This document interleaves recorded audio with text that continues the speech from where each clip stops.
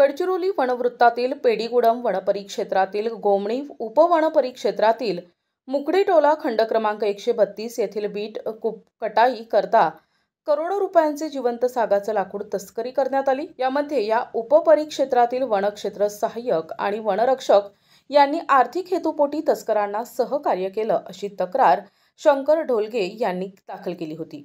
या तक्रारीवरून कुठलीही कारवाई करण्यात आली नव्हती, म्हणून त्यांनी आणि त्यांच्या सहकारी यांनी कारवाईसाठी 19 जूनपासून मुख्य वनसंरक्षक गडचिरोली यांच्या कार्यालयासमोर बेमुदत ठिय्या आंदोलन सुरू केलंय। ठिय्या आंदोलनाची वनप्रशासनानं दखल घेऊन गोमणी उपपरिक्षेत्रातील नरेंद्र सिडाम वनक्षेत्र सहाय्यक, सचिन मस्के वनरक्षक यांना निलंबित करण्यात आले। यासाठी मुख्य वनसंरक्षक गडचिरोली यांच्या कार्यालयासमोर बेमुदत ठिय्या आंदोलनात शंकर ढोलगे, कृष्णा वाघाडे, रवींद्र सेलोटे, विलास भानारकर, प्रवीण ठाकरे बसलेत। याप्रमाणे उर्वरित मागण्यांवर कडक कारवाई करण्यात यावी अशी मागणी आंदोलनकर्त्यांनी केली आहे। प्रतिनिधी शंकर मुत्तेलवार, NTV न्यूज मराठी, गडचिरोली।